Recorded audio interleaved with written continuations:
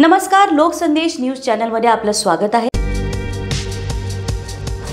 जम्मू काश्मीरमधील दहशतवादी हल्ल्यात जीव गमावलेल्या चौघांचं पार्थिव मुंबईत संजय लेले, दिलीप देसले, अतुल मोने आणि हेमंत दोशींचं पार्थिव दाखल।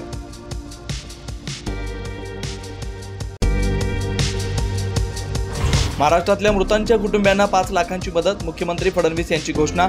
किती पर्यटक अडकले याची ठोस माहिती नाही, सर्वांना सुखरूप आणण्यासाठी यंत्रणा कामाला।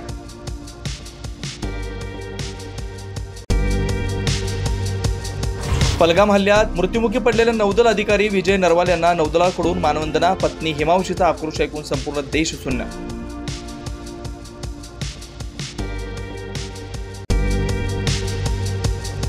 पहलगामच्या हल्लेखोरांना सोडणार नाही, भारत सरकार दहशतवादासमोर झुकणार नाही, अमित शहांची पोस्ट चर्चेत। शहांनी रुग्णालयात जाऊन केली जखमींची विचारपूस।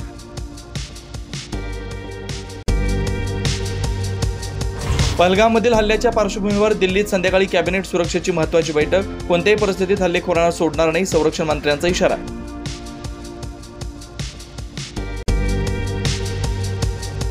पहलगाम हल्ल्यातील 4 दहशतवाद्यांचा फोटो समोर, चौघेही पाकिस्तानी असल्याचं उघड। दहशतवाद्यांना स्थानिक स्लीपर सेलची मदत मिळाल्याचा संशय।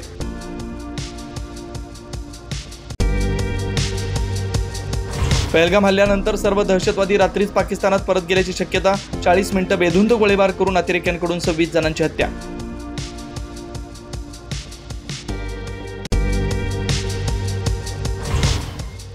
लष्कर तैयबाचा कमांडर सैफुल्ला कोसरी उर्फ खालिद हा हल्ल्याचा मास्टरमाइंड असल्याची माहिती। पाकिस्तानच्या रावळकोटमध्ये हल्ल्याचा कट रचला गेल्याची शक्यता।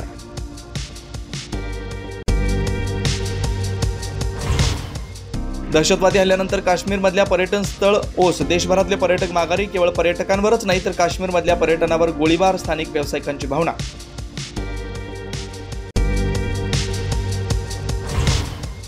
पंतप्रधान नरेंद्र मोदींचे 4 दिवसांचा नियोजित कार्यक्रम रद्द। पहलगाम हल्ल्याच्या पार्श्वभूमीवर 26 तारखेपर्यंतचे मोदींचे कार्यक्रम स्थगित, पंतप्रधान कार्यालयाची माहिती। अशाच विशेष घडामोडींसाठी आमच्या YouTube चॅनलला सबस्क्राइब करा, फेसबुक पेजला लाईक करा आणि इन्स्टाला फॉलो करा।